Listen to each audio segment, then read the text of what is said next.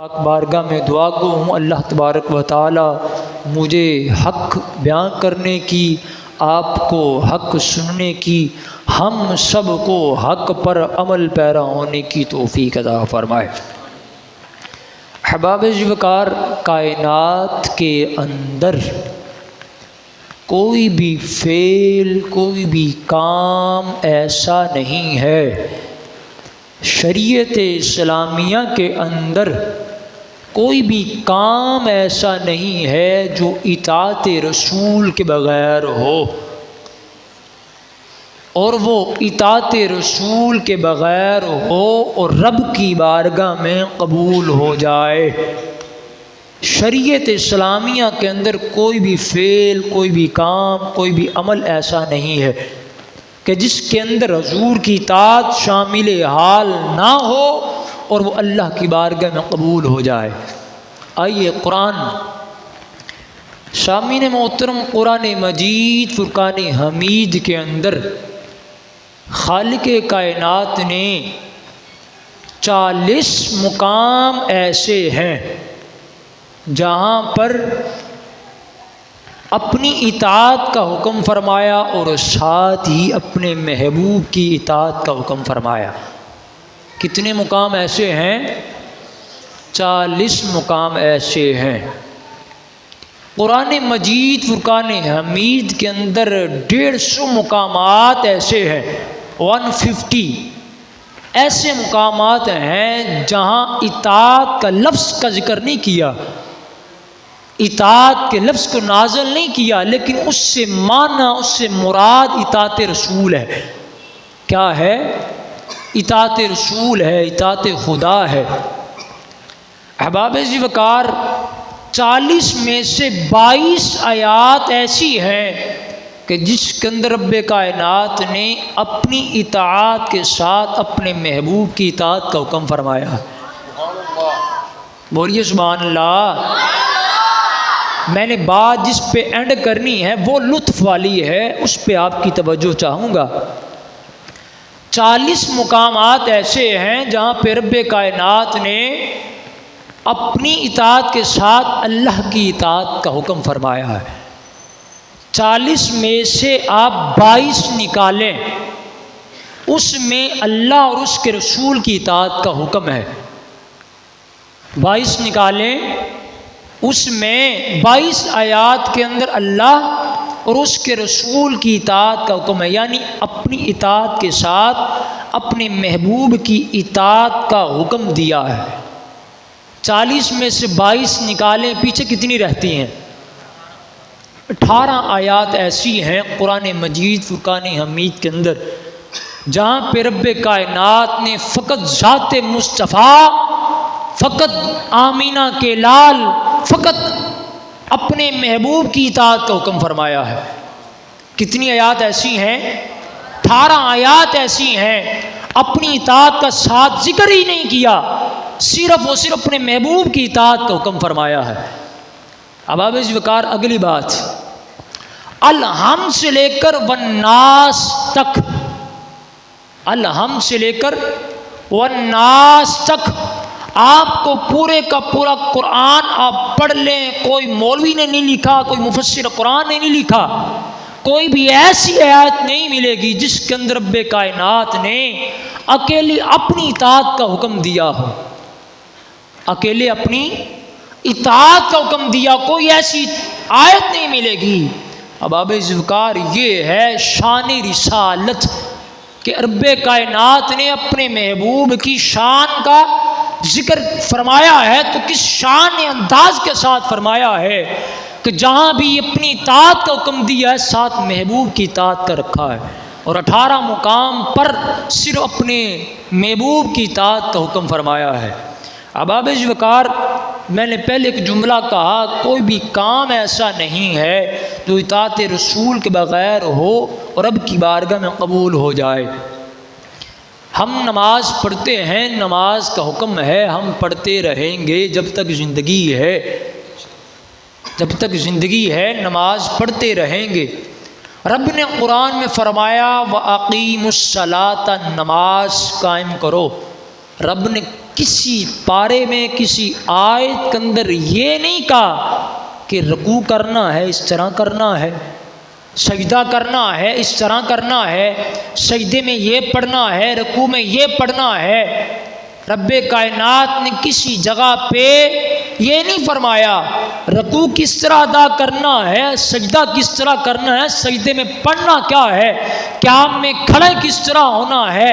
اگر یہ معلومات لینی ہے تو مصطفیٰ کی چوکھٹ پہ آنا پڑے گا، مصطفیٰ کی چوکھٹ پہ آنا پڑے گا۔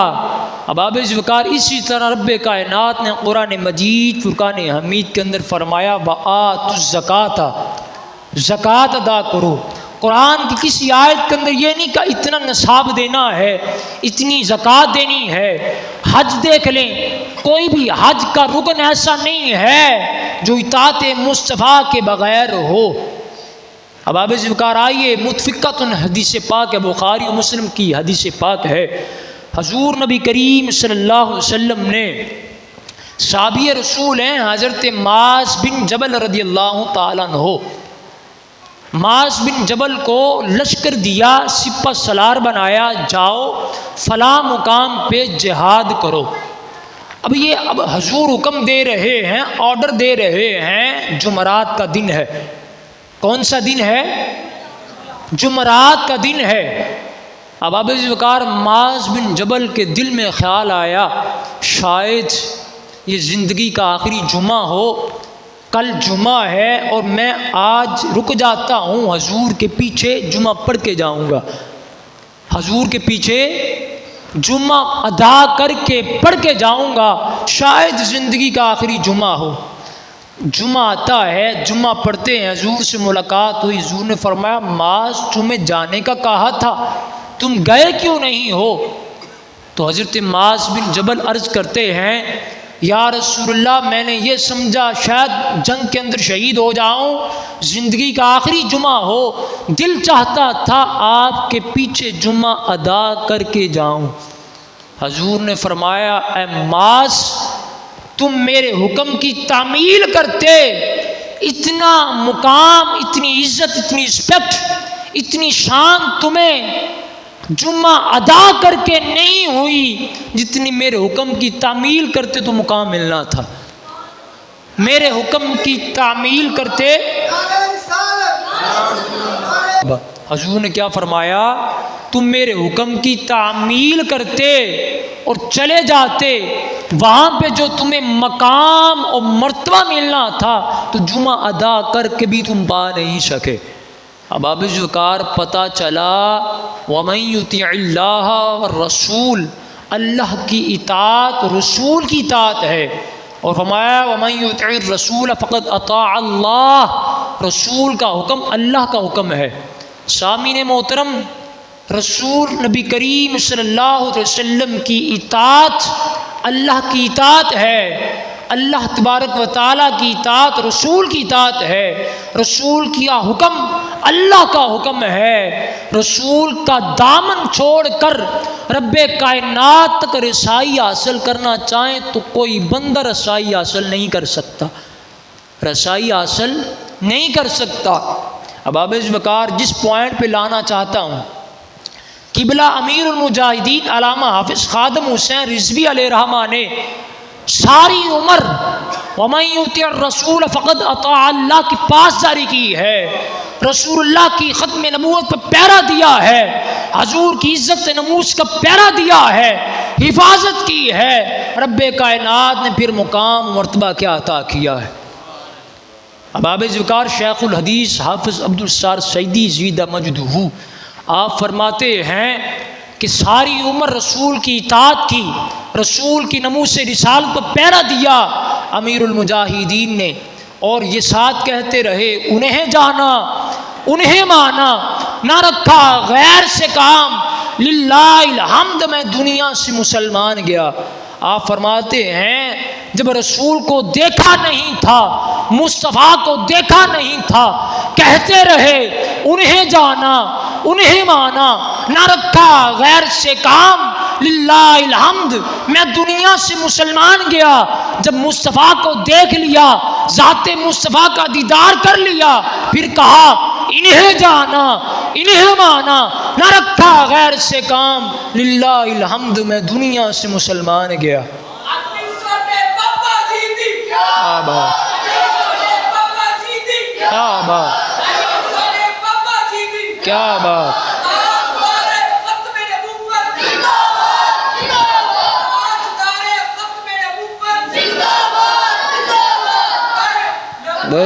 لبیک یا رسول اللہ،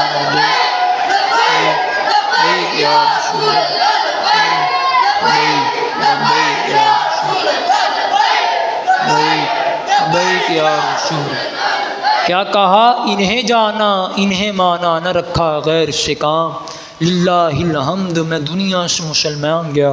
اب ابو وقار سیدنا ابو بکر صدیق رضی اللہ تعالیٰ عنہ سے لے کر قبلہ امیر المجاہدین علامہ حافظ خادم حسین رضوی علیہ رحمہ تک جتنے بھی صحابی آئے، تابعی آئے، تبع تابعین آئے، عامہ آئے، فقہا آئے، سلف صالحین آئے، اولیاء اللہ آئے، سب کو اگر مقام مرتبہ ملا ہے، عزت ملی ہے تو حضور کے در سے ملی ہے، حضور کے در سے ملی ہے۔ حضور کا دامن چھوڑ کر کسی کو نہ کوئی عزت ہے، نہ کسی کی شان ہے، نہ کسی کی رفعت و بلندی ہے۔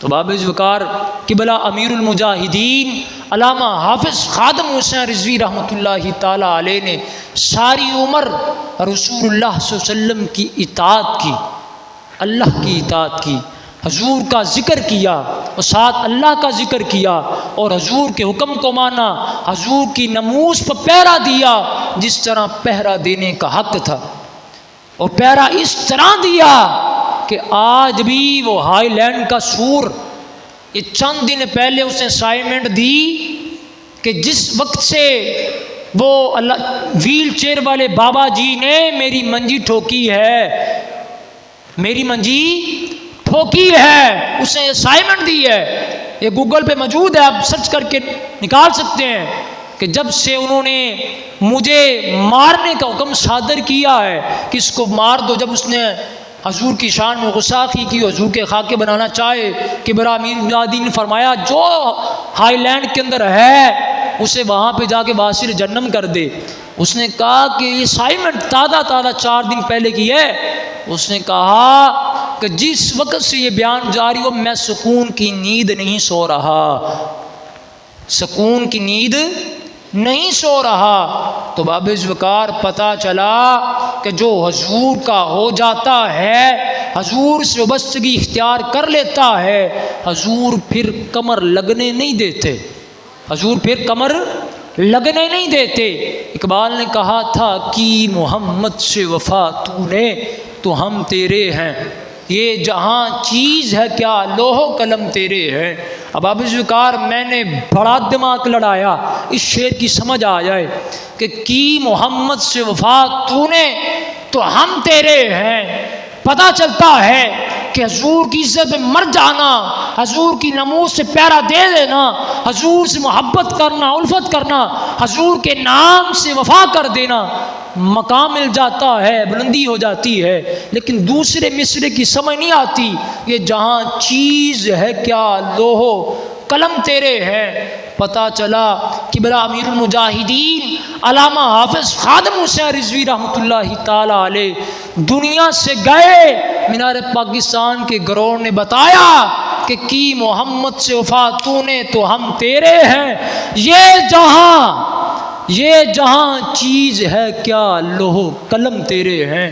رب کائنات کی پاک بارگاہ میں دعا گو ہوں کہ رب کائنات ہمیں رسول اللہ صلی اللہ علیہ وسلم کی پکی سچی غلامی نصیب فرمائے، محبت نصیب فرمائے، اطاعت رسول کے اندر اپنا سر تسلیم خم کرنے کی توفیق عطا فرمائے۔ وآخر دعوانا الحمدللہ رب العالمین۔